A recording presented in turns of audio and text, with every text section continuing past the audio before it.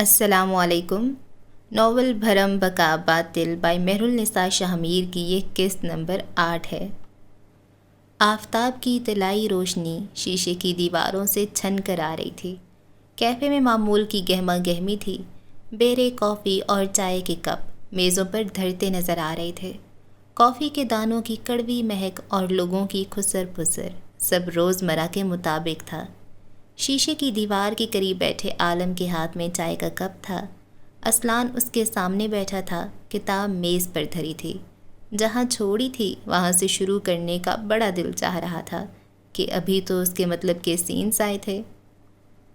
آپ کو نہیں لگتا ہمارے لحاظ سے یہ جگہ زیادہ مہنگی ہے؟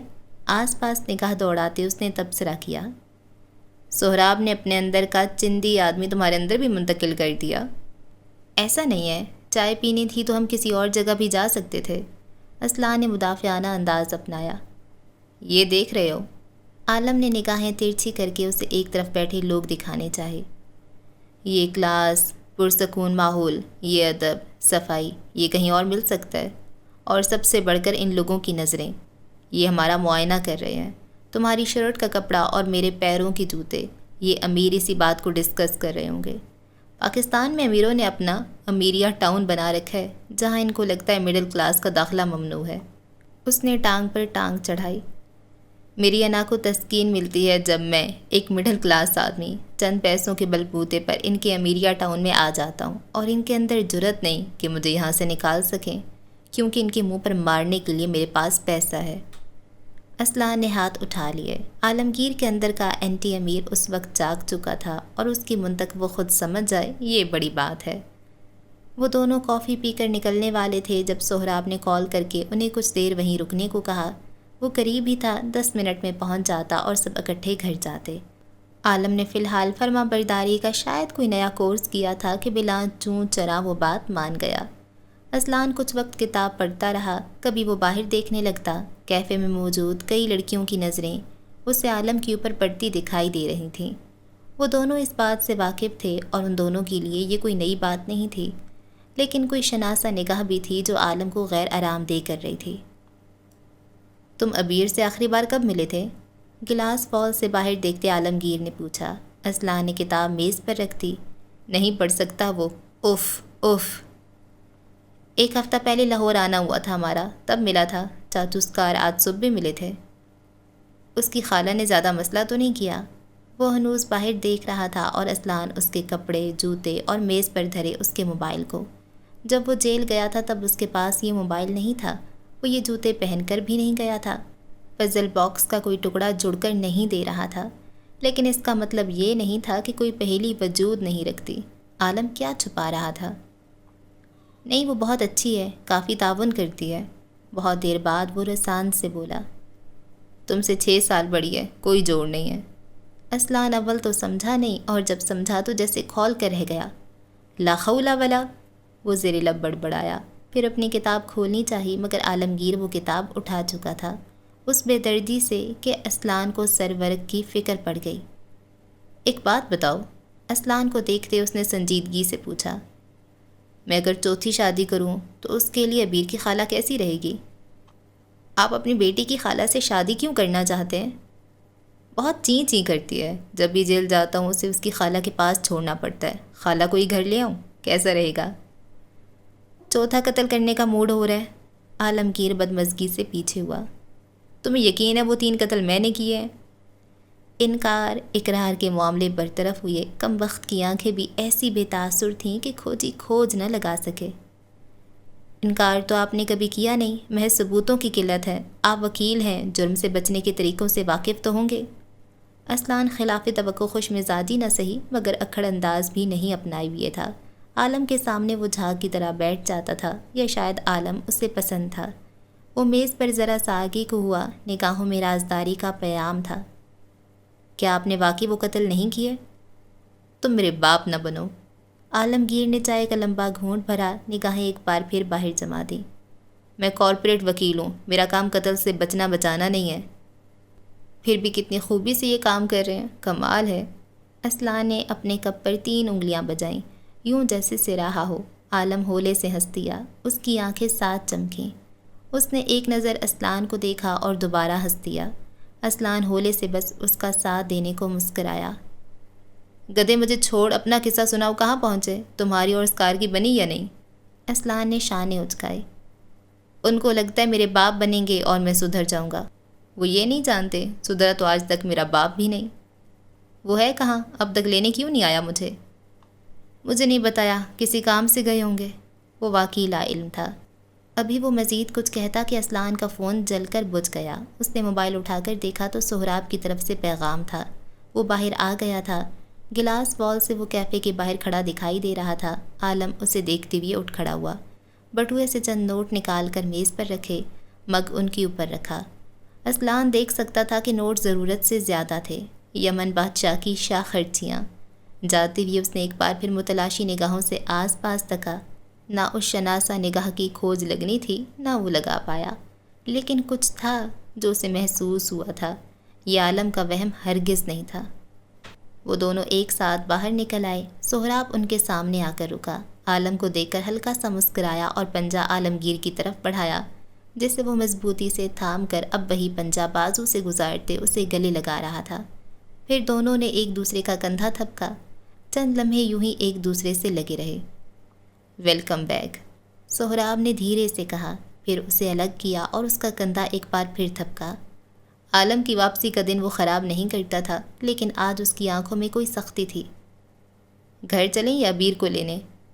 پہلے ابیر کو پک کرنا ہے، جلدی کرو، دیر ہو رہی ہے۔ عالمگیر گاڑی کی طرف بڑھا جب اسلان نے چابی سہراب کے آگے لہرائی۔ میں فی الحال گھر نہیں آ رہا، کچھ کام ہے۔ جینس کی جیب میں ایک ہاتھ ڈالے ٹکا سا جواب دیا۔ سہراب اسے روکنا چاہتا تھا لیکن روکا نہیں۔ عالم کی واپسی کا دن وہ کسی بدمزگی میں ضائع کرنے کا متحمل نہیں ہو سکتا تھا۔ اس نے چابی لے لی، یوں بھی اسے اپنے بھائی سے کچھ ضروری بات کرنی تھی جو اکیلے میں ہو سکتی تھی۔ جلدی گھر آ جانا، میں کھانے پر انتظار کروں گا۔ اسی انداز میں اس کا کندھا تھپکا جیسے کچھ دیر قبل عالمگیر کا۔ آج ہم سب ساتھ کھانا کھائیں گے۔ تھوڑی دیر بعد گاڑی ایک رہائشی علاقے میں آ کر رکی جہاں قطار در قطار گھر بنے تھے۔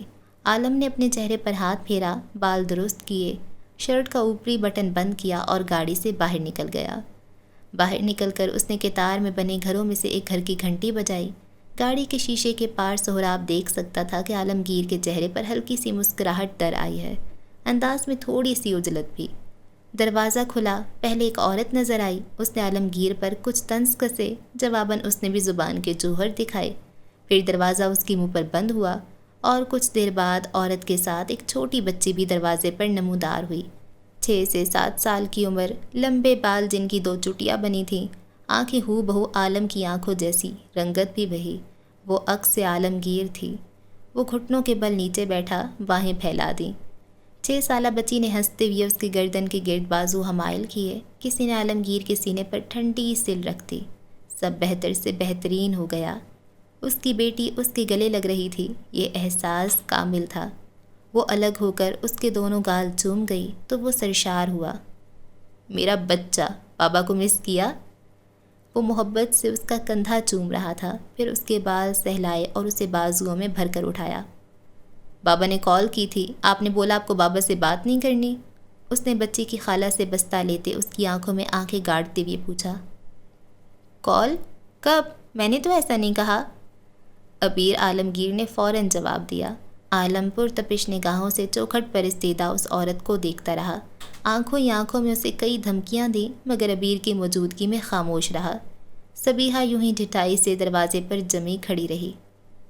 اگر بیٹی سے اتنا پیار تھا تو اس کی ماں کو قتل نہیں کرنا چاہیے تھا۔ درست، اس کی ماں کی جگہ تمہیں جہنم بدر کرنا چاہیے تھا۔ تم مجھے میلی نظر سے دیکھو تو میں تمہاری آنکھیں نہ نکال دوں۔ میلی نظر؟ آ جا کر آئینے میں اپنی شکل دوبارہ دیکھنا، میں تمہیں دیکھنا بھی پسند نہیں کرتا۔ وہ سختی سے بولا۔ جواباً صبیحہ نے دوبارہ کچھ کہا جسے وہ نظر انداز کرتا واپس گاڑی کی طرف آیا، پچھلی نشست پر بیگ رکھا اور خود ابیر کے ساتھ آگے آ کر بیٹھا۔ ہائے بڑے ابا، سہراب کو دیکھتے اس نے چہک کر کہا۔ وہ بس مسکرایا۔ ماشاء اللہ۔ بچے سلام کرتے ہیں، ہائے نہیں بولتے، عالمگیر نے فوراً ٹوکا۔ خالہ نے بولا تھا ہائے بولو، وہ اس کے سینے میں گھستے ہوئے بولی۔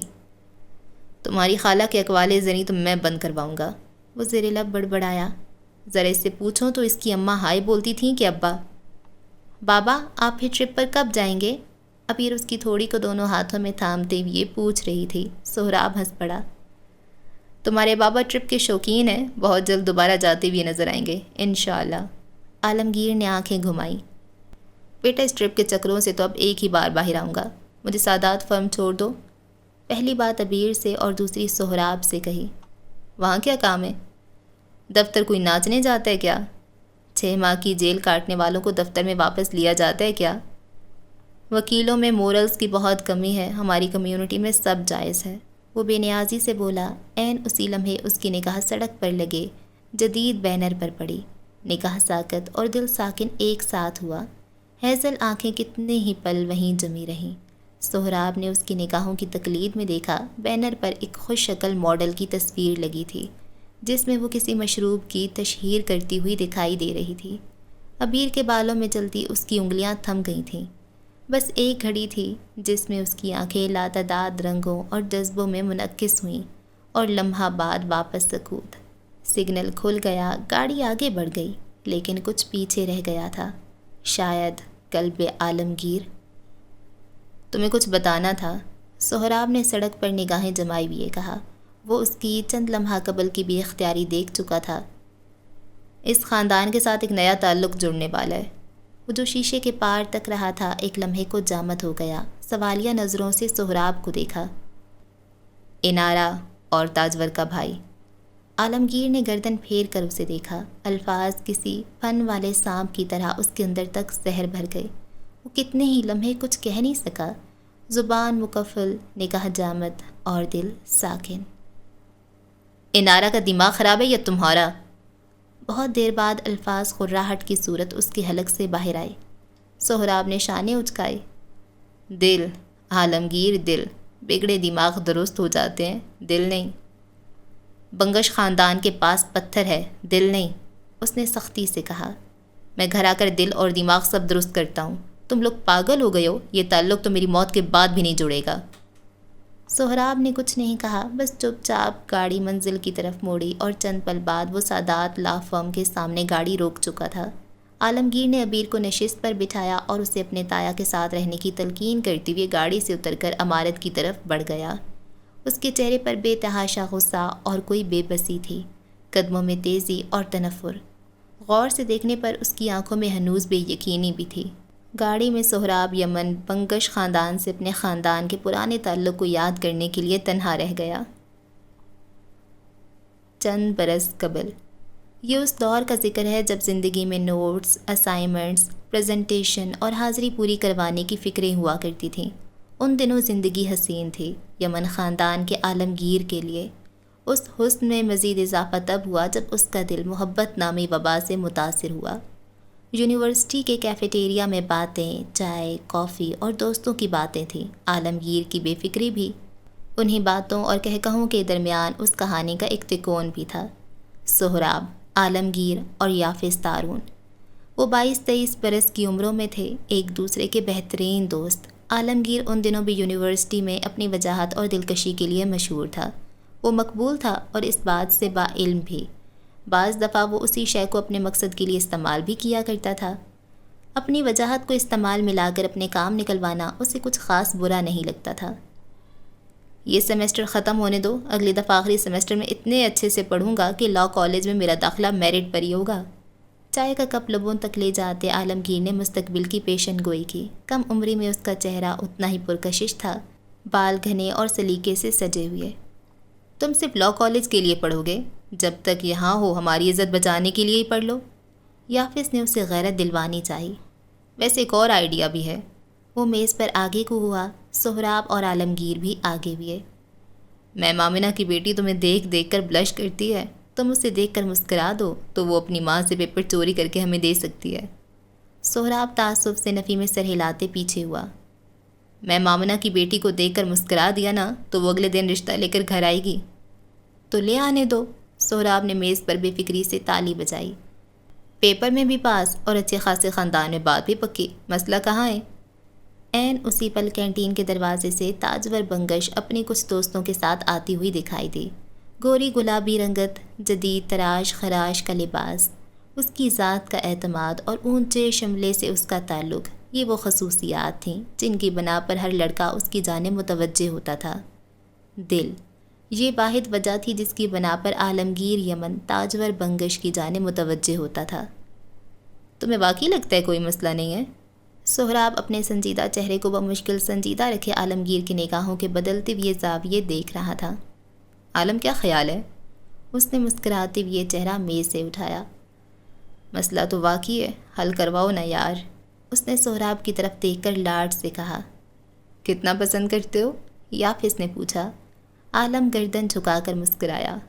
بہت۔ پھر بھی کتنا؟ وکالت کے بعد عالم کی دوسری محبت، سہراب نے لقمہ دیا۔ عالم کی پہلی محبت، مائنڈ یو، عالمگیر نے انگلی اٹھا کر تنبیہ کی۔ تم لوگ یہاں سڑتے رہنا، میں تو ڈگری کے ساتھ تم دونوں کی بھابھی بھی لے کر جاؤں گا۔ سہراب اور یافس کے لیے اس کی یہ وارفتگی اور والہانہ پن نیا ہرگز نہیں تھا، لیکن آج پہلی بار سہراب کو لگا وہ حد سے زیادہ سنجیدہ ہے۔ اس کو اور مجھے ایک ساتھ دیکھو، بالکل پکچر پرفیکٹ۔ کم از کم اس معاملے میں وہ درست تھا۔ عالم، جو اس کا گلاس ہاتھ میں ہلاتے مایا پر نگاہیں جمائے سہراب نے سنجیدگی سے اسے پکارا۔ تمہیں نہیں لگتا یہ ہمارے بیچ، یعنی تمہارے ساتھ مس فٹ ہوگی؟ عالمگیر سیدھا ہو کر بیٹھ گیا۔ تم اور یافس ہوتے تو وہ واقعی مس فٹ ہوتی، لیکن مجھے دیکھو، ذرا غور سے دیکھو تو تمہیں پتہ چلے میں تم دونوں سے بہت مختلف ہوں۔ وہ صحیح کہہ رہا تھا۔ جہاں یافس اور سہراب کو پڑھائی اور نوکری کی فکر ستاتی تھی، وہیں عالمگیر کو اپنی انویسٹ کی گئی چھوٹی موٹی رقومات کا غم ستاتا۔ وہ اونچے خواب رکھتا تھا اور ان کی تعبیر کے لیے کسی بھی حد تک جانے کو راضی نظر آ رہا تھا۔ وہ دونوں لنڈے بازار کے کپڑوں پر راضی ہو جاتے اور عالم ہزاروں روپے کپڑے، جوتے اور خوشبو اور کھانے پر لگا دیتا۔ وہ خوبصورت تھا اور اس بات سے بخوبی واقف بھی۔ ذرا سی تراش خراش اسے ایک مڈل کلاس مرد سے کسی رئیس سادے میں تبدیل کر دیتی تھی، اور اس بات سے انکاری کون تھا؟ میں تم دونوں کی طرح محدود خواہشیں نہیں رکھتا اور نہ محدود وسائل۔ عالمگیر کو محبت اگر پیسہ کمانے سے ملے گی تو وہ اتنا کما کر لائے گا کہ گنتی ممکن نہ ہو۔ پورے بال ماتھے پر بکھیرے وہ مستقبل کے نقشے کھینچ رہا تھا۔ تم دونوں کنگلے محبت بھی سوچ سمجھ کر کرنا، انگلی اٹھا کر تنبیہ کی۔ یہ اپنی محبت کے قصے سنا رہے یا ہماری بےزتی کر رہے ہیں؟ یافس کو اعتراض ہوا۔ دونوں، سہراب بولا، اور باقاعدہ دونوں میں کامیاب بھی ہو رہا ہوں۔ یافس اور عالم اب کسی بات پر الجھ رہے تھے۔ سہراب ٹھنڈی چائے کے گھونٹ بھرتا لاشعوری طور پر مستقبل میں اپنے بھائی کی محبت کو ناکام ہوتے دیکھ رہا تھا۔ حالانکہ وہ نہیں دیکھنا چاہتا تھا، لیکن اب جو ہے سو ہے۔ اس کی زندگی میں، کہا تھا نا، ایسے لمحات آتے رہتے تھے، ایک اور آنا تھا بہت جلد۔ کیسے کیا؟ یہ آواز ایک بوڑھے مرد کی تھی جو گاڑی کی پچھلی نشست پر اسفند کے برابر براجمان تھا۔ بال سارے پیچھے کی طرف کیے ہوئے، چوڑا ماتھا، بے شکن اور پرکشش نکوش، سختی کے ساتھ آپس میں گھلے ہوئے۔ اس کے آس پاس کافور کی بو جیسی گھٹن تھی، ٹانگیں معذور تھیں۔ اس سمے وہ نشست پر نیم دراز اور سارا دھیان سامنے تھا۔ کیا کیسے کیا؟ نکسک سے تیار ان کی دائیں طرف بیٹھا مرد موبائل چلاتے مصروف سا بولا۔ سجاد انصاری نے نگاہیں سامنے جما کر رکھیں، آنکھوں کی پتلیاں جیسے ایک ہی جگہ منجمد ہوں۔ اپنی ماں یعنی ایک ناکام سیاستدان کو اس جلسے میں آنے سے کیسے روکا؟ اس عورت کی بات کرتے ہوئے ان کے لہجے میں حدت تھی۔ اسفند نے سادگی سے اپنے باپ کو تکا، نگاہوں میں جہان بھر کا بھول پن تھا۔ کیا میں نے واقعی ایسا کیا؟ وہ نہیں آنا چاہتی تھیں ابا، اور ان کا نہ آنا ہی ہمارے حق میں بہتر تھا۔ سیاست کو وہ انسان چاہیے جسے زبان پر قابو اور اعصاب پر اس سے دگنا قابو ہو۔ سجاد نے ہلکی سی گردن پھیر کر اسے تکا۔ چند لمحے وہ دونوں اسی طرح ایک دوسرے کو تکتے رہے، اور اگلے لمحے ان دونوں کے لب ہلکی سی مکروہ شاطر مسکراہٹ میں ڈھل گئے۔ کام مشکل تھا ابا، لیکن کیا کریں، کرنا پڑتا ہے۔ اماں بوڑھی ہو گئی ہیں اور نئی نسل کی قیادت اب ان کے بس کی بات نہیں رہی۔ ویسے بھی چند سال قبل وہ ہماری پارٹی کی ساکھ کو بہت بری طرح نقصان پہنچا چکی ہیں۔ دوبارہ موقع دینا غلط ہوگا۔ سجاد نے گہری سانس لی، گردن اسبات میں ہلائی۔ وہ اب دوبارہ سامنے دیکھنے لگے تھے۔ پیسہ، اسپند انتخابات بے دریغ پیسہ مانگتے ہیں۔ ایک ہی کاروبار تھا ہمارا جس کا حساب سرکار کو نہیں جاتا تھا۔ تم نے وہاں بھی اس 2 ٹکے کی اداکارہ کو شراکت فراہم کر رکھی ہے، اوپر سے تمہاری ماں، اسے الگ پیسہ چاہیے۔ سوچا ہے اپنی تخریب کاری اور اپنی ماں کا منہ بند کروانے کا پیسہ کہاں سے لاؤ گے؟ لاہور کی بھیڑ بھری سڑکوں پر ان کی گاڑی اس مد بھیڑ میں کہیں ٹھہر گئی۔ اسمند اپنا موبائل گود میں رکھے لبوں پر مٹھی جمائے اب سوچ میں پڑ گیا تھا۔ ایک طریقہ ہے، تھوڑا مشکل مگر۔ وہ کھل کر مسکرایا۔ میں کر لوں گا ابا، یہ انتخابات میرے ہیں، فتح بھی میری، آپ فکر نہ کریں۔ سجاد نے اسے نہیں دیکھا، ماتھے کی شکن برقرار رہی۔ وہ خوش تھے، مطمئن یا غیر مطمئن، یہ ان کے چہرے سے اندازہ لگانا مشکل تھا۔ کچھ دیر بعد اگر آسمان کے کسی اڑن کھٹولے سے نیچے جھانک کر دیکھو تو ایک وسیع خطے پر لوگ بڑی تعداد میں جمع تھے۔ عوام کا ایک سمندر تھا جو اسپند انصاری کو سننے کے لیے تیار کھڑا تھا۔ اس کے ایک اشارے پر یہ مجمع جہان تک دے سکتا تھا۔ مائک تھامے وہ چبوترے پر کھڑا تھا، لوگوں کو دیکھ کر ہاتھ ہلاتے ہوئے اس کے لبوں پر مسکراہٹ تھی۔ پارٹی کا، لوگوں کا، ملک کا سب سے دلدادہ اسپند سجاد انصاری۔ روٹی، کپڑا، مکان، یہ دعویٰ، یہ عہد اقتدار میں آنے والی ہر جماعت نے کیا، اور اسے بھولے یوں گویا یہ الفاظ منہ سے کبھی نکلے ہی نہ ہوں۔ مائک تھامے وہ عوام سے مخاطب تھا۔ ہم ذرا اس دعوے میں ترمیم کرتے ہیں۔ تعلیم، روزگار، صحت۔ ہمارا وعدہ آپ سے ان تمام بنیادی سہولیات کا ہوگا کیونکہ روٹی، کپڑا، مکان تو پچھلی سرکار دے چکی نا۔ وہ مسکرا کر بولا۔ اپنے گھر کے لاؤنج میں ٹی وی پر نشر ہوتا یہ براہ راست جلسہ دیکھتی روبینہ انصاری کی نگاہوں میں کوئی چبھن اور ناپسندیدگی تھی۔ کچھ تھا جو اسے کھٹک رہا تھا، لیکن وہ پارٹی کے سب سے بڑے سرمایہ کار کو کھونے کی متحمل نہیں ہو سکتی تھی۔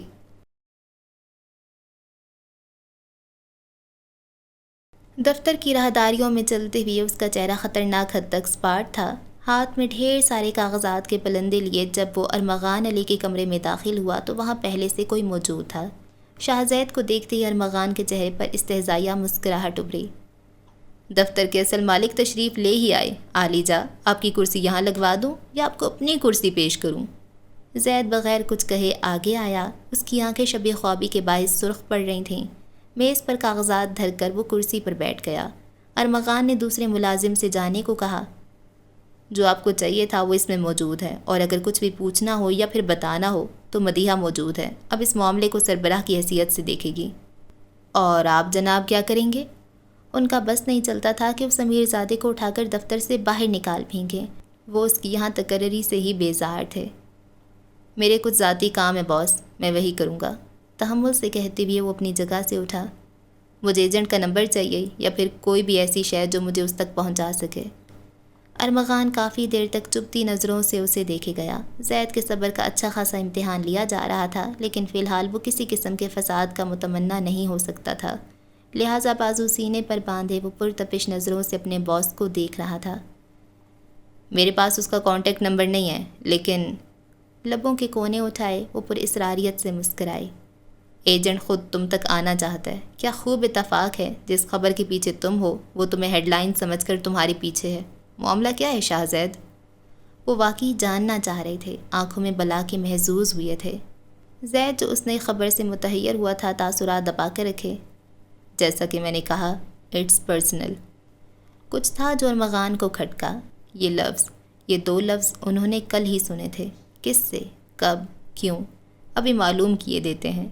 کل یہ دفتر اس طرح تابناک نہیں تھا، بتیاں مدھم تھیں، دفتر خالی، اور ارمغان صاحب جو اس وقت چھاتی چوڑی کیے شاہزید کو رگڑ رہے تھے، ان کا ایک پسینہ آ اور دوسرا جا رہا تھا۔ سامنے کوئی دیو ہیکل انسان بیٹھا تھا۔ وہ آپ کے پاس کام کرتا ہے نا؟ نیم اندھیرے میں کرسی پر بیٹھا شخص بھاری آواز میں پوچھ رہا تھا۔ میز پر پیپر ویٹ گھمانے سے دفتر میں ہلکا سا شور پیدا ہو رہا تھا۔ اس کے بھائی تک جانا ہے مجھے۔ کیوں؟ یہ مت پوچھیں۔ کیسے؟ یہ آپ بتائیں گے، اور کب، یہ میں طے کروں گا۔ اس نے مدعا سامنے رکھا۔ وہ مکمل سنجیدگی اور دو ٹوک لہجے میں کہہ رہا تھا۔ ارمغان نے گہرا سانس بھرا۔ اچھے خاصے جرائم پیشہ افراد سے ان کا روز کا واسطہ تھا، اور ایک یہ تھا جو سادہ ہو کر خوف دلا رہا تھا۔ کم وقت منہ سے بات کرتے کرتے کب ہاتھوں کی زبان شروع کر دیتا تھا پتہ بھی نہیں چلتا تھا۔ شاہزید، اس کے بھائی سے تمہارا کیا تعلق ہے؟ یعنی اس سے کیا چاہیے تمہیں؟ ایجنٹ نے گہری سانس لی۔ پیپر ویٹ کی ہر حرکت تھم گئی۔ It's personal. وہی دو لفظ، وہی پراسراریت، وہی مخفی راز۔ کسی نے کل کے منظر پر تیزی سے سرخ پردہ تان دیا۔ پردے کے اس پار آج کا منظر تھا۔ باس، زید کی پکار پر وہ ہال میں آئے۔ اندھیرے سے روشنی میں، خوف سے بے خوفی میں۔ اسے مجھ سے کیا چاہیے؟ میں اس تک کیسے پہنچوں؟ ارمغان صاحب نے تھوڑی کھجائی اور شاہ زید کو بیٹھنے کا اشارہ کیا۔ وہ غیر آرام دہ سا کرسی کے کنارے پر ٹک گیا۔ چہرے پر کچھ تھا تو محض بھائی کی محبت۔ اسے پتہ ہے تم پنڈی گئے تھے، اسے معلوم ہے کہ تمہیں اس سیریل کلر کا راز جاننا ہے۔ وہ چاہتا ہے تم اسے کوئی ایسی اطلاع دو جو اس کیس کو نیا رخ دے یا پھر نئی جان، اور اس کے بعد وہ تمہارے لیے وہ کام کرے گا جس کی تمہیں ضرورت ہے۔ وہ کیا؟ It's personal. ابھی شاہ زید کچھ کہتا کہ ایسا اس نے کہا۔ انہوں نے فوراً صفائی دی۔ شاہ زید کے دماغ میں جھکڑ چلنے لگے اور انہیں جھکڑوں کے درمیان اس کے ذہن میں ایک جملہ آیا، وہ مرد نہیں، عورت ہے۔ زید اس نشست پر بیٹھے ہوئے کتنی ہی دیر تک شل رہا، اسے اندازہ نہیں تھا۔ وہاں سے اٹھتے ہوئے اس کے ذہن میں بہت کچھ تھا۔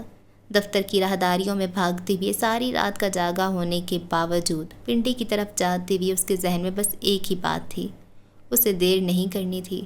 اسے کسی سے یہ نہیں سننا تھا کہ تم نے دیر کر دی شاہ زید۔ ایک منٹ۔ ہوٹل روم کی کاری اپنی قصہ گو کو روک چکی تھی۔ تم آگے نہیں بڑھ سکتے، پہلے تمہیں وہ گتھیاں سلجھانی ہوں گی جنہیں تم پیچھے نامکمل چھوڑ کر آئے ہو۔ یہ گتھیاں بننے کا وقت ہے مدام۔ ہاں ٹھیک ہے، لیکن پہلے مجھے یہ بتاؤ۔ وہ آگے کو ہوئی، آنکھوں میں کوئی شیطانی سی چمک ابھری۔ اسلان یمن اس روز کہاں گیا تھا؟ تمہیں ایسا کیوں لگتا ہے کہ یہ کوئی خاص قصہ ہے؟ گٹ فیلنگز۔ اس نے آنکھیں گھمائیں۔ اوکے، پھر وہیں سے شروع کرتے ہیں۔ تابعداری کی انتہا۔ اسلان یمن اس روز کہاں گیا تھا؟ اندرون لاہور کی تنگ و تاریک گلیوں میں سرمئی پینٹ کے ساتھ سرمئی ہی ہڈی والا اسلان یمن تیز قدم اٹھا رہا تھا۔ شام کی سیاہی آہستہ آہستہ پھیل رہی تھی، گھروں کی بتیاں جلنے لگیں تو اندرون کی یہ گلیاں مصر کے قدیم ادوار کی کہانی سنانے لگیں۔ وہ چلتے چلتے بازار کی طرف نکل آیا۔ رش، شور و غل اور لوگوں کے درمیان وہ موبائل پر نظر آتی ایک تصویر دیکھ رہا تھا۔ چھوٹی سی شیشے کے دروازے والی دکان جس پر موٹی موٹی لکھائیوں میں ریاض پبلیکیشنز لکھا تھا۔ اسلان یمن نے نگاہیں آس پاس دوڑائیں اور نسبتاً ایک کونے والی دکان ریاض پبلیکیشنز کی تھی۔ وہ ہڈی سر پر درست کرتے رش کے درمیان راستہ بناتے ہوئے دکان کے اندر داخل ہوا، جہاں کئی مرد پہلے ہی جمع تھے۔ پرنٹر کا شور اور سیاہی کی خوشبو بھی۔ آس پاس کی کئی اور دکانیں بھی تھیں۔ کاؤنٹر کے پیچھے کھڑا بڑی بڑی مونچھوں والا شخص غالباً ریاض تھا۔ نیا لڑکا آتے ہوئے دیکھ اس نے اپنے ایک لڑکی کو اشارہ کیا، جسے سمجھ کر اس نے سر ہلا دیا۔ ریاض بک ایجنسی میں خوش آمدید، کہیے جناب ہم آپ کی کیا مدد کر سکتے ہیں؟ اسلان آگے آیا، اس کی نگاہیں سیدھ میں جمی ریاض کی آنکھوں میں گڑ رہی تھیں۔ وہی مدد جو آپ کرتے ہیں اور کر سکتے ہیں۔ آپ خود لکھا رہی ہیں یا پھر کسی عزیز کے لیے تشریف لائے ہیں؟ مسودہ، تفصیل، یونرا، سب تفصیل سے بتائیں۔ وہ مسکراتے ہوئے اسے یقین دلانا چاہ رہا تھا کہ ریاض بک ایجنسی میں واقعی کتابیں شائع ہوتی ہیں۔ جی بالکل، اور ہم الو کے پٹھے ہیں۔ آپ اندر تشریف لے جائیں، باقی کی تفصیلات ہم طے کر لیتے ہیں۔ مسودہ اگر قابل اشاعت ہوا تو۔ وہ بولتے بولتے رک گیا۔ اسلان ایک پھولا ہوا خاکی لفافہ جیب سے نکال کر ان کے سامنے رکھا اور ذرا سا آگے ہو کر سرگوشی کی۔ مجھے خرگوش بہت پسند ہیں۔ خاکی لفافہ اور وہ زومینی سطر۔ وہ ایک پل کو تھم گیا۔ غیر قانونی مہاجر کو سفری دلالوں کی زبان میں خرگوش کہتے ہیں، کیونکہ وہ زیر زمین مختلف راستے بناتا ہے اور غیر قانونی مہاجر کسی کے بنائے ہوئے راستوں پر خرگوش کی طرح چھپ چھپ کر چلتا ہے۔ ریاض کے اشارے پر ایک آدمی آگے آیا اور اسلان کا بازو پکڑ کر اسے دکان کے اندرونی حصے کی طرف لے گیا۔ دیواروں پر جا بجا پوسٹرز لگے تھے جن پر مختلف ممالک کی تصاویر لگی تھیں، روزگار کے مواقعوں کی یقین دہانی اور ہر طرح کے سہانے خواب۔ اسلم اسے اندر لایا اور دروازہ بند کیا اور اسے دیوار سے لگایا۔ آنکھوں میں کرختگی تھی۔ کون ہے تو؟ کس مقصد سے آیا ہے؟ پولیس والا ہے؟ شکل سے پولیس لگتا ہوں۔ وہ اپنے ازلی اسپاٹ انداز میں بولا، پھر ایک جھٹکے سے خود کو چھڑوایا۔ اسے لوگوں کا خود کو چھونا سخت ناپسند تھا۔ جتنے پیسے چاہیے اس سے دگنے دوں گا، وہ کام کرو جو تم کرتے ہو۔ کیا کرتے ہیں ہم؟ اسلان دیوار کے ساتھ لگی کرسی پر آ کر بیٹھا، ٹھنڈی ٹھار نظروں سے اسے دیکھا۔ لوگوں کی ڈنکی لگواتے ہو، کامیابی کے 50% کے دعوے دار ہو تم۔ رقم کی فکر مت کرو، مجھے میرا کام جلدی چاہیے۔ وہ رکا۔ میرا کیس تمہارے بس کا نہیں، اپنے باس کو بھیجو۔ اسلان یمن نے تحکم سے کہا۔ اسلم چند لمحے چبھتی ہوئی نظروں سے اسے دیکھتا رہا، پھر دروازہ کھول کر باہر نکل گیا۔ کچھ دیر بعد وہ واپس آیا تو ریاض کے ساتھ 2 اور لڑکے بھی آ رہے تھے۔ اس کی تلاشی لو، ریاض نے آتے ہی حکم صادر کیا۔ اگر تم سے کوئی خفیہ کیمرہ یا ریکارڈنگ ڈیوائس نکلی تو اچھا نہیں ہوگا۔ اس نے انگلی اٹھا کر اسلان کو دھمکی دی۔ موبائل کی کھلی ہوئی اسکرین پر ایک نمبر چمک رہا تھا۔ یہاں کوئی مشکوک حرکت نکلی اور یہاں وہ اس نمبر سے رابطہ کرے گا۔ تلاشی لی گئی مگر ایک اور لفافے کے علاوہ اس کے پاس سے کچھ اور نہیں نکلا۔ ریاض اس کے سامنے آ کر بیٹھا۔ اب اداکاری بیکار تھی۔ وہ ان کے متعلق جانتا تھا۔ ان کے متعلق جاننے والے بہت لوگ تھے لیکن یوں منہ اٹھا کر کوئی نہیں آیا کرتا تھا۔ رپورٹر ہو، پولیس سے ہو یا پھر وکیل؟ اسلان نے شانے اچکائے۔ اسلان شجاع یمن، بس یہی تعارف ہے میرا۔ ریفرنس؟ ریاض احمد گھا کا آدمی تھا، جانتا تھا غلط پکڑا جائے تو اسے چھپایا نہیں جاتا، غلط کے صحیح اصول سامنے لائے جاتے ہیں۔ ٹھیک ہے، تم سے کسی نے کہہ دیا ہوگا کہ ریاض احمد یعنی میں استغفر اللہ لوگوں کو ڈنکی لگواتا ہوں، اور اگر یہ سچ ہے تو تم اتنا جانتے ہوگے کہ ایسا کام ہم یوں ہی ہر کسی کے لیے نہیں کریں گے۔ ریفرنس کیا ہے؟ ریفرنس سے تمہارا تعلق کس چیز سے ہے؟ پیسے کا؟ درست، پیسہ میں دے رہا ہوں، جتنا چاہیے اتنا دے رہا ہوں، اس سے دگنا بھی دے سکتا ہوں۔ لاہور سے یورپ، بس صرف یہ کام ہے۔ وہ ہاتھوں کو باہم باندھے آگے کو ہوا۔ میری ایک شرط ہے، مجھے اس قافلے کے ساتھ جانا ہے جو 25 فروری کو جا رہا ہے۔ نہ میں کوئی افسر ہوں، نہ وکیل اور نہ جاسوس۔ ریاض کے چہرے کی رنگت لمحے کے 1000ویں حصے میں سیاہ پڑی۔ یہ پہلی بار ہوا تھا کہ وہ کچھ بول نہیں سکا۔ وہ 25 فروری والے قافلے کے متعلق بھی جانتا تھا۔ کون ہو تم؟ اب کے بار سختی سے استفسار کیا، البتہ آواز اب ویسی کڑک نہیں تھی۔ وہ جھاگ کی طرح بیٹھ گیا تھا۔ اسلان یمن، رٹا رٹایا جواب۔ جب اتنا پیسہ ہے تو ڈنکی مارنے کی کیا نوبت آ گئی؟ پیسہ دو، میرے کئی جاننے والے ہیں، سیدھے صاف راستے سے بھیجیں گے، خرگوش بننے کی کیا تک ہے؟ سیدھا صاف راستہ سرکار کو میرا ریکارڈ دے گا اور میرا خاندان اس ریکارڈ کے ذریعے میرے پیچھے آئے گا۔ مجھے اپنا ہر نشان مٹا کر کہیں غائب ہونا ہے۔ اس نے تفصیلی جواب دیا۔ میں غائب ہونا چاہتا ہوں، ایسے کہ کوئی میرا نام و نشان نہ ڈھونڈ پائے۔ اول تو میں ایک عام سا ناشر ہوں، اور دوئم اگر تمہارے نزدیک میں کوئی ٹریول ایجنٹ ہوں اور لوگوں کو ڈنکی کے ذریعے ملک کے باہر بھجواتا ہوں تو ریفرنس لاؤ۔ اگر کسی پکے آدمی کا ریفرنس آ گیا تو میں تمہارا کام کر دوں گا، ورنہ تم مجھے دوبارہ یہاں نظر بھی آئے تو بہت برا ہوگا۔ پولیس میں میرے بڑے تعلقات ہیں، ایسی دفعات لگوا کر اندر کرواؤں گا کہ ضمانت بھی نہیں ہوگی۔ وہ ظاہر نہیں کر رہا تھا لیکن اعتماد اور بے نیازی کا وہ خول جو وہ چڑھا کر آیا تھا وہ چٹخ رہا تھا۔ ریفرنس یعنی تعلق، وہ تعلقات سے ہی تو بھاگ رہا تھا۔ تمہارا مقصد پیسہ ہے، میں دگنا 3 گنا بھی دے سکتا ہوں۔ اس کے لہجے میں زور شامل ہوا۔ ریاض کے کندھے چھوڑے ہوئے یہ بچہ محض پیسے کے دم پر آیا تھا۔ ہاں، دھندے کا اصول ہوتا ہے، اصول تو پھر اصول ہوتا ہے۔ میں پیسہ اگر زیادہ ہے تو غربا کی فہرست میں تمہیں بھیج دیتا ہوں، لیکن اصول نہیں ٹوٹیں گے۔ ریفرنس لاؤ، کاغذات لے جاؤ۔ ریاض نے کہتے ہوئے اپنے لوگوں کو اشارہ کیا۔ وہ تیزی سے آگے آئے اور اسلان کو بازوؤں سے پکڑ کر اٹھایا۔ وہ بغیر مزاحمت کے اٹھ گیا لیکن کندھے اکڑے ہوئے تھے، لب بھینچ گئے۔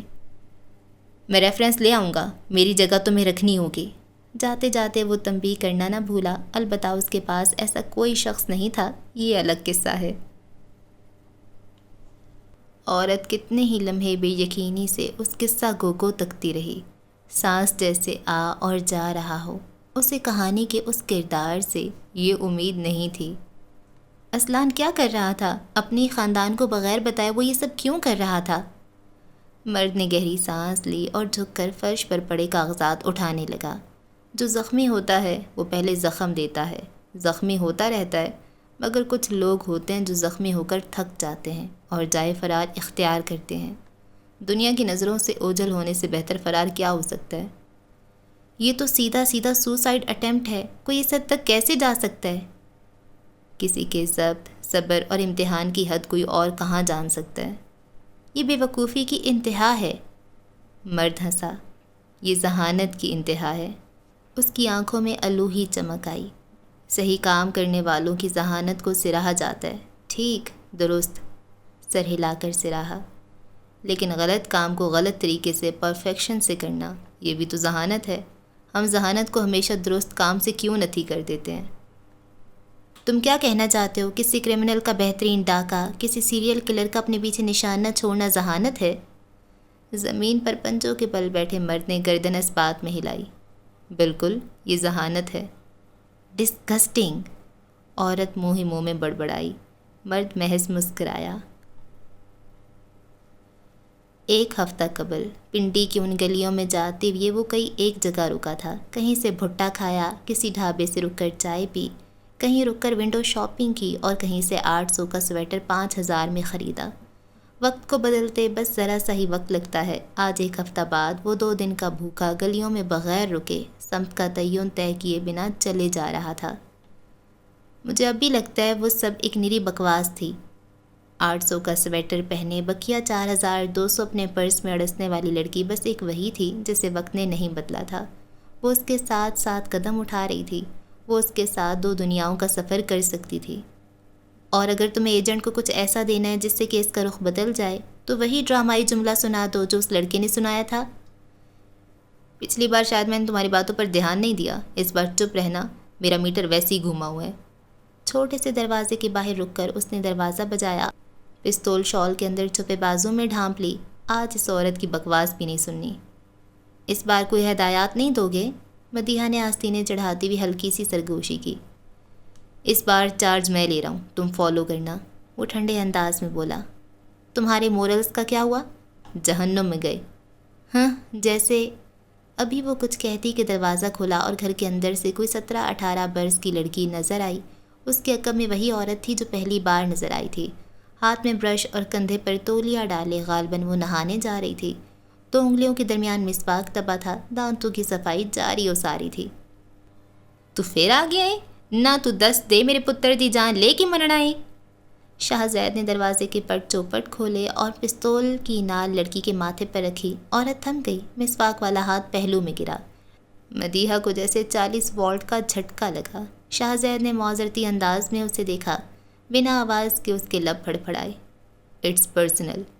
وہ جو پہلی بار یہاں آتی ہوئی کسی عورت کے ساتھ زور آزمائی کے حق میں نہیں تھا، آج ایک کم سن لڑکی کے اوپر بندوق تانے ہوئے تھا۔ وقت اگر بدلا تھا تو بہت تیزی اور صفاکی سے۔ 5 منٹ تے 50,000، ڈیل وہی ہے، اصول بھی وہی، نتائج بدل گئے نے۔ گل تے میں کرنی ہے، تو راضی ہوویں یا نہ ہوویں، میری جتی نوں بھی فرق نہیں پیندا۔ شاہزید اسی کی طرح بولا۔ عورت جو متحیر سی کھڑی تھی اس نے بدقت گردن ہلاتے ہوئے اجازت دی۔ شاہزید نے سر کو خم دیا اور پستول ہٹا لی۔ کچھ دیر بعد وہ دونوں دوبارہ اسی کمرے میں تھے۔ یہاں اس کمرے میں وقت سست رفتار تھا۔ شکیل کو جب اندر لایا گیا تو وہ پچھلی بار کی نسبت ڈرا ہوا لگ رہا تھا۔ زید کے سامنے بیٹھتے ہوئے اس پر کپ کپی طاری ہوئی۔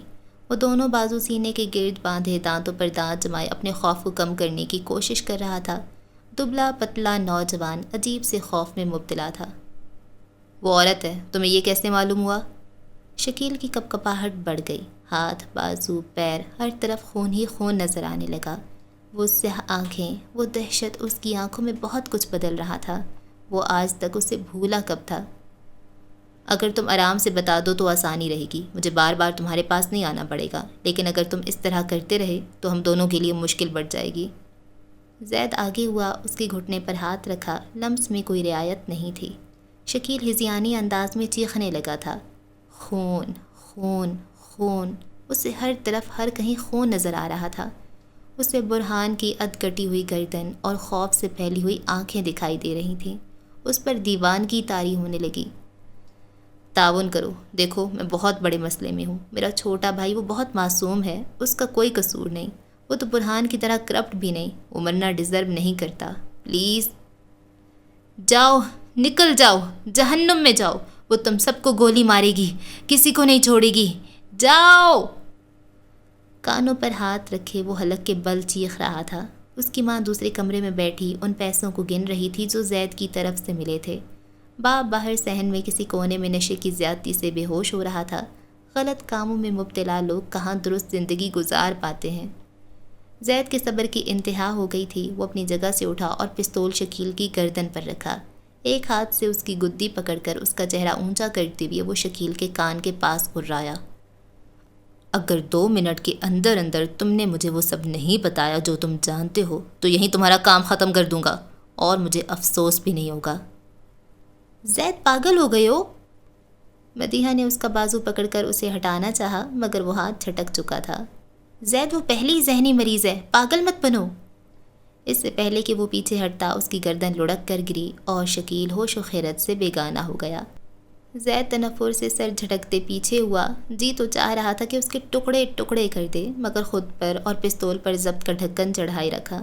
اس کا دماغ کھول رہا تھا، فشار خون تیز تر ہو گیا۔ تم پاگل ہو گئے ہو؟ تمہارا بھائی خطرے میں ہے تو اس کا مطلب یہ تو نہیں کہ تم لوگوں پر چڑھ دوڑو، اور اگر تمہیں یہی جہالت دکھانی تھی تو مجھے ساتھ کیوں لائے؟ وہ خون آشام نظروں سے اسے دیکھتے ہوئے بالکل چپ کھڑا تھا، جسم کا رواں رواں غیر سے لرز رہا تھا۔ اب چلو یہاں سے، ورنہ میں کہیں نہیں جا رہا۔ یہ اگر 10 بار بے ہوش ہوا میں 10 بار اس کے سر پر کھڑا رہوں گا جب تک یہ سچ سچ نہیں بتائے گا۔ میں یہاں سے کہیں نہیں جا رہا۔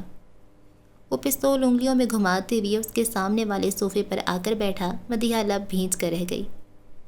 جنس عورت، لمبے بال، سیاہ آنکھیں، اونچا عہدہ، شہر لاہور۔ آواز پر ان دونوں نے پلٹ کر دیکھا۔ دروازے پر وہی لڑکی کھڑی تھی، اس کے ہاتھ میں ایک پرچہ تھا۔ شاہزید تیزی سے آگے آیا اور جھپٹنے کے انداز میں اس کے ہاتھ سے پرچہ لیا۔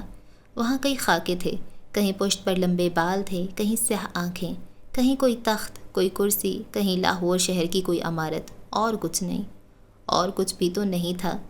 یہ خاکے اتنی نفاست سے بنے تھے کہ وہ چند پل کے لیے ٹھہر گیا۔ وہ صرف یہی جانتا ہے، شکیل صرف یہی جانتا ہے، اگر اسے کچھ اور پتہ ہوتا تو وہ اسے بھی بنا لیتا، اسے اور کچھ نہیں پتہ۔ وہ روئی روئی سی آنکھیں لیے منت کے انداز میں کہہ رہی تھی، آپ کو اپنا بھائی معصوم لگتا ہے اور میرا بھائی جھوٹا؟ آپ کو غلط لگتا ہے صاحب، اسے دورے پڑتے ہیں، وہ جب جب اس کو یاد کرتے ہیں اسے دورے پڑتے ہیں، اسے بخش دو، میری بھائی کی جان بخش دو۔ زید نے کاغذ مٹھی کے درمیان دبوچے، مدیحہ کو ایک اشارہ کیا اور اگلے کئی لمحوں میں وہ دونوں پنڈی کے اس چھوٹے سے محلے سے باہر جا رہے تھے۔ جو تھا جتنا تھا کافی ہوا، وہ اپنے اندر کے انسان کو جتنا مار سکتا تھا اتنا مار لیا، اب بس۔ ہوش کے لمحوں میں آتے ہی اسے اندازہ ہوا وہ غلط تھا، مگر ایجنٹ افسر کے بل آئے یا اسے گھسیٹ کر لانا پڑے، شاہزید تلال بنگش اسے لائے گا۔ سادات ایک نجی لا فرم کا نام ہے جہاں عالمگیر یمن نے اپنی وکالت کی شروعات کی تھی۔ سفید سرمئی امتزاج کے ماربل پر اپنے مضبوط قدم دھرتا وہ تیز تیز ٹگ بھرتا گراؤنڈ فلور سے جلدی چلے جانا چاہتا تھا۔ کئی ایک نے رک کر اس سے احوال پوچھا، کئی ایک نے کانوں میں خسر پسر شروع کر دی۔ وہ ہر کسی سے بظاہر بے نیاز لفٹ تک آیا جہاں پہلے ہی 2 لوگ موجود تھے۔ عالم نے مطلوبہ بٹن دبایا اور اگلے ہی لمحے لفٹ چل پڑی۔ اس کا دماغ جیسے کھول رہا ہو، وہ بار بار مٹھی بند کرتا پھر کھول لیتا، بالوں میں ہاتھ چلا کر انہیں پیچھے کرتا اور گہرے سانس بھرتا۔ سہراب نے اس کے تن بدن میں آگ ہی آگ بھر دی تھی۔ ایک دو بار اس کا جی چاہا اپنے کام پر لعنت بھیج کر گھر جائے اور اپنی بھتیجی کا دماغ درست کرے، پھر خود پر ضبط کر گیا۔ ٹرپ کیسا رہا عالمگیر؟ وہ چہرہ سیدھ میں رکھے لفٹ کے رکنے کے انتظار میں تھا، لیکن شاید لوگوں کو عالمگیر خاموش پسند نہیں تھا، سو اس کے بٹن دبا دبا کر اسے بولنے یعنی آگ اگلنے پر مجبور کرتے رہتے تھے۔ اب تو ہیٹرک بھی ہو گئی، ویسے تم ہیٹرک کے کافی شوقین معلوم ہوتے ہو۔ وسیع صاحب مہنگے داموں کے وکیل تھے اور عالم سے ان کی انبن کچھ نئی نہیں تھی۔ وہ زومینی انداز میں کیا کہہ رہے تھے عالم سمجھ رہا تھا۔ جیل کے 3 چکر، 3 بیویوں کا قتل۔ ٹرپ بہترین رہا، وہ مڑا اور خوش مزاجی سے جواب دیا۔ 3 دفعہ جیل چلا گیا، ہیٹرک بھی ہو گئی، اور جس دوسری ہیٹرک کی آپ بات کر رہے ہیں میں سوچ رہا ہوں اس میں کچھ رد و بدل کیا جائے۔ ایک انگلی تھوڑی پر رکھے وہ کچھ سوچنے لگا۔ سنے آپ اپنی بڑی بیٹی کے لیے رشتہ ڈھونڈ رہے ہیں، مجھے نظر میں رکھیے گا، ہیٹرک کا ریکارڈ توڑنا ہے۔ عالم، بے لگام آدمی۔ فصیح صاحب کا چہرہ سرخ ہوا اور باقی 2 نے بمشکل اپنی مسکراہٹ روکی۔ توبہ استغفار، عالمگیر سے وہ بات کرے جسے عزت عزیز نہ ہو۔ تم بہت بدتمیز ہو عالم، وہ غرائے۔ جیل میں مجھے اخلاقیات کے درس پڑھانے والا کوئی نہیں تھا، اس لیے آپ کی بیٹی کا ہاتھ مانگ رہا ہوں۔ فصیح صاحب سرخ چہرے کے ساتھ بڑبڑا کر رہ گئی۔ آتے ہی وہ ارد گرد کے لوگوں کا دماغ درست کرنا شروع کر چکا تھا۔ کچھ دیر بعد وہ آخری منزل پر واقع اس فرم کے مالک جواہر سادات کے دفتر میں موجود تھا۔ گہری سیاہ دیواروں پر کئی ایک سفید پینٹنگز ٹنگی تھیں۔ ایک طرف کتابوں کا ریک تھا جس میں وکالت کی موٹی موٹی کتابیں پڑی تھیں۔ دیوار کے ساتھ کرسی اور میز، کمرے کے وسط میں ایک لمبی میز بھی رکھی تھی جس کے اطراف میں کئی کرسیاں رکھی تھیں۔ غالباً یہ جگہ آج کل کانفرنس روم کے لیے بھی استعمال ہو رہی تھی۔ تمہیں واپس یہاں دیکھ کر مجھے کتنا اچھا لگ رہا ہے عالم۔ کرسی پر بیٹھا آدمی 60 کے ہندسے کو چھو رہا تھا۔ داڑھی اور بالوں میں اب چاندی اتر آئی تھی۔ سیاہ سفید کوٹ پینٹ میں وہ اچھا لگ رہا ہو یا نہیں، امیر اور باروب ضرور لگ رہا تھا۔ اس بار تم دیکھنا، میں تمہیں کسی بھی مسئلے میں پڑنے سے پہلے ہی بچا لوں گا۔ تم سادات سے ہو اور سادات تم سے۔ گلاس وال کے باہر پھیلتی نارنجی شام کی روشنی عالم کے داہنے رخ پر پڑ رہی تھی۔ اس کی نگاہوں میں کوئی گلہ تھا۔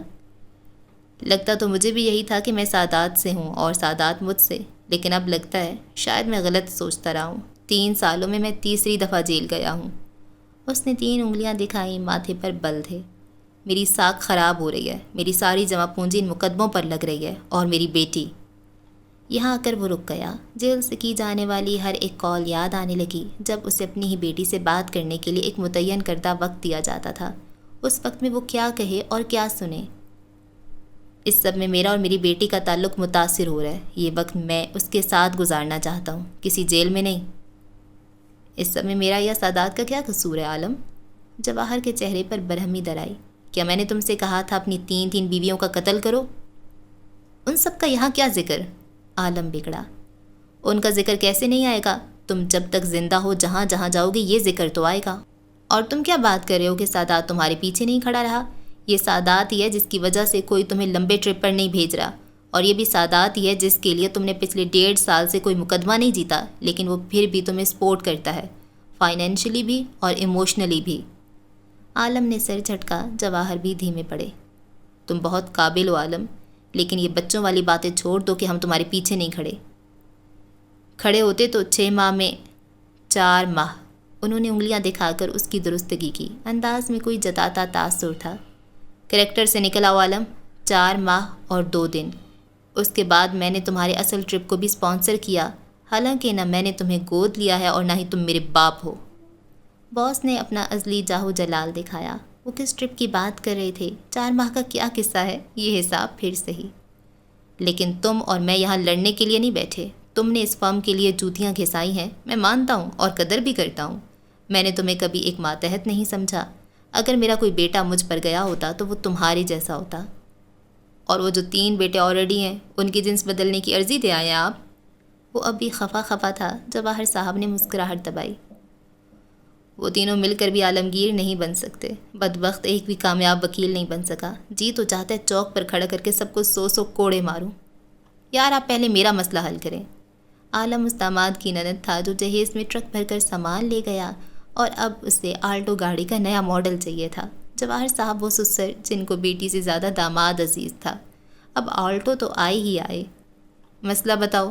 وہ ہمتاً گوش ہوئے۔ عالم کرسی سے اٹھا، ان کے سامنے میز پر آ کر بیٹھا۔ انداز میں عجلت اور بے تکلفی سی تھی۔ اول تو آپ یہ کریں کہ میرے لیے کل تک ایک تگڑا مقدمہ ڈھونڈ کر رکھیں جس سے پیسہ بھی آئے اور عالمگیر لوگوں کی نظروں میں بھی آئے۔ اور دوسرا، وہ ایک پل کو رکا، چہرے اور داڑھی پر ہاتھ پھیرا۔ مجھے اس روز کی گرفتاریوں سے نکلنے کا حل بتائیں۔ نہ یہ کوئی اتفاق ہے اور نہ کوئی جرم۔ کوئی مجھے بار بار فریم کر رہا ہے۔ کون؟ یہ آپ پتہ لگائیں گے۔ ایک شرط۔ قبول ہے، وہ جھٹ سے بولا۔ پہلے شرط تو سن لو۔ مجھے 4تھی شادی کرنی پڑی تو بھی قبول ہے۔ آپ بس میرا کام کریں، بدلے میں عالمگیر ہر وہ کام کرے گا جو آپ کو خوش کرے۔ جواہر صاحب نے تعصب سے نفی میں سر جھٹکا، پھر اس کے کندھے پر دھپ رسید کی۔ کس کے لیے کر رہے ہو یہ سب؟ جہاں تک مجھے یاد ہے تمہیں اپنی ذات پر لگتے دھبوں سے فرق نہیں پڑا کرتا تھا۔ غور سے اسے جانچا۔ نتائج غیر حتمی، غیر سرکاری۔ عالمگیر کی رنگت تھوڑی پھیکی پڑی، گلے میں گلٹی ابھر کر معدوم ہوئی، اور جب وہ بولا تو اس کی آواز میں بہت کچھ تھا۔ سب سے اول درجہ ایک باپ کی اپنی بیٹی کے لیے فکر تھی۔ عبیر عالمگیر، میری ذات کی مثبت تبدیلیوں کی واحد وجہ۔ ہاتھوں پر 3 اقتال کے الزام لیے۔ اسے پرواہ تھی تو اپنی بیٹی کی، صرف اور صرف اسی کی۔ اوکے جی، اس ایپیسوڈ کو ہم یہاں پہ ختم کرتے ہیں، اور شاہویر اور ان کی بات نہیں ہوئی اس ایپیسوڈ میں زیادہ۔ بات یہاں پر اسلان کی ہو رہی ہے۔ اسلان نے کیا کیا ایسا؟ وہ سب سے بھاگ جانا چاہتا ہے۔ ہر کسی کا ہی نا الگ الگ منہ ہے کہانی کی طرف، اور میرے خیال سے وہ ایجنٹ سہراب ہی ہوگا، اور وہ لڑکی ہے اچھا جو سب کو قتل کر رہی ہے۔ لیکن شاہویر نے تو اس کو دیکھا تھا، اس سے بات بھی کی تھی، وہ تو کوئی مرد تھا، ہے نا؟ پتہ نہیں کیا چل رہا ہے۔ خیر جی، زیادہ دماغ نہیں لگاتے، کیا ضرورت ہے، اگلی ایپیسوڈ میں کچھ نہ کچھ واضح ہو جائے گا. ہر دفعہ نا کچھ نہ کچھ واضح ہوتا ہے اور کچھ نہ کچھ نیا بھی اس میں ایڈ ہو جاتا ہے. خیر سے عالمگیر کی اب تو مجھے مین کریکٹر لگ رہا ہے. پہلے اس کی بات نہیں ہوئی، پہلے مجھے لگا تھا سہراب مین کریکٹر ہوگا، پھر شاہویر لگا تھا، اب شاہزید لگ رہا ہے، کبھی اسلان لگتا ہے. تو ہر کوئی نا مین کریکٹر والی وائب دے رہا ہے. خیر جی، اچھا یہ بھی ہمیں پتہ چلا ہے نا کہ عالمگیر اور شاہویر کی جو بہن ہے، کیا نام ہے اس کا، تاجور. اچھا، عالمگیر تاجور کو پسند کرتا تھا. ٹھیک ہے جی، آ گئی سمجھ. تو یہ ان کے خاندان کا آپس میں کنیکشن ہے. میں چاہ رہی تھی نا کہ کوئی تو کنیکشن ہوگا، یا ان کی اماں ابا کا ہوگا یا کسی ایک کا. تو چلو جی، چچا کا کنیکشن نکل آیا. اگلی ایپیسوڈ میں ہوتی ہے ملاقات. رکھیں دعا میں یاد. اللہ حافظ.